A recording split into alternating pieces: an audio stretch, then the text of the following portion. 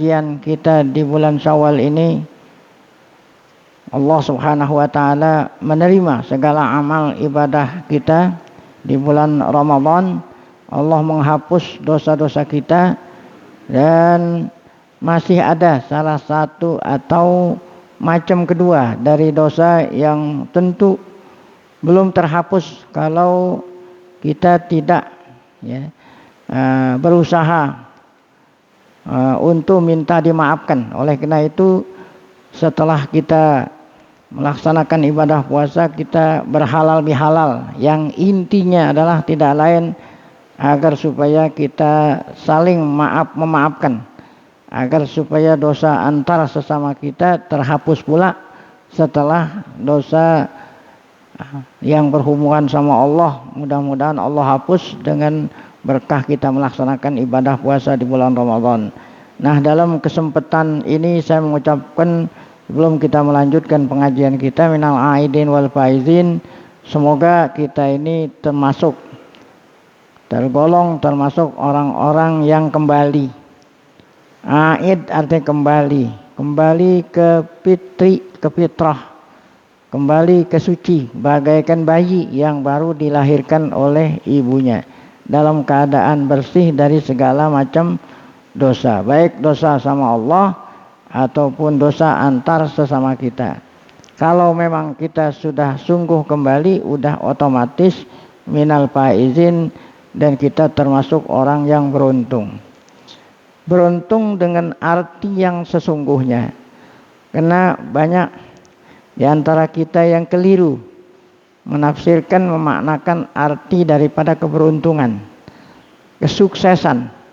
Orang banyak yang menganggap sukses itu adalah orang yang baru saja buka usaha kemudian sudah jadi orang kaya. Nah, kita mengatakan dia itu orang yang sukses. Padahal keberuntungan bukan yang dimaksud keberuntungan di dunia, tetapi keberuntungan di akhirat. Apa itu keberuntungan di akhirat? Sesuai dengan firman Allah Subhanahu wa taala, a'udzubillahi minasyaitonir rajim, faman zuhziha 'anil nari wa udkhilal jannata faqad faz. Faman zuhziha 'anil nar, orang yang dijauhkan dirinya dari api neraka dan langsung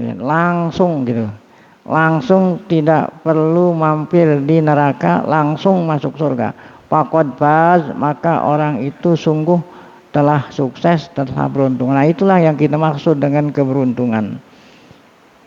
Jadi kalau kita hanya sekedar masuk surga, hanya sekedar ingin masuk surga, itu syaratnya satu saja, yaitu beriman kepada Allah Subhanahu wa taala dan beriman kepada Nabi Muhammad sebagai utusannya. Nah, itu kalau kita ingin masuk surga. Namun kapan masuk surganya? Nah, ini nggak langsung. Nah, karena kalau kita ingin langsung sukses masuk surga, tentu bukan hanya sekedar beriman sama Allah dan Muhammad sebagai utusannya, ditambah lagi dua syarat. Syarat yang kedua adalah punya amal soleh, hasanat. Allah Ta'ala berfirman, paman sakulat mawazinuhu fahuwa fi 'aisyatir radiyah. Orang yang lebih berat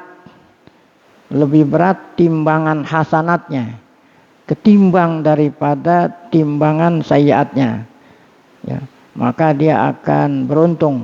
Dia akan masuk ke surga. Nah, ini syarat yang kedua. Syarat yang ketiga adalah terhapus dosa-dosa. Kalau kita hanya sekedar beriman pada Allah, Nabi Muhammad sebagai utusannya, walaupun kita punya amal soleh, namun ada dosa-dosa yang belum terhapus, nah itu enggak langsung masuk surga. Setelah kita dihisab oleh Allah, dipersilahkan masing-masing kita melewati jembatan. Bisa jadi kalau dosa kita belum terhapus, bisa jadi enggak langsung masuk surga. Oleh karena itu, kalau kita ingin sukses langsung masuk surga tanpa ada kendala saat kita melintasi sirat, nah tidak lain adalah terhapus dosa-dosa. Nah, inilah yang dimaksud firman Allah Ta'ala, paman zuhziha anin nari wa udkhilal jannata faqad faz. Ya. Baik, ada lagi firman Allah, qad aflaha man tazakka. Sungguh telah beruntung hamba-hamba Allah yang telah mensucikan dirinya dari segala macam dosa.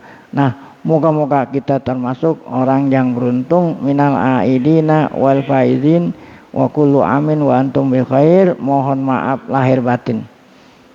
Baik, kita lanjut bacaan kitab tafsir kita, kalau nggak salah di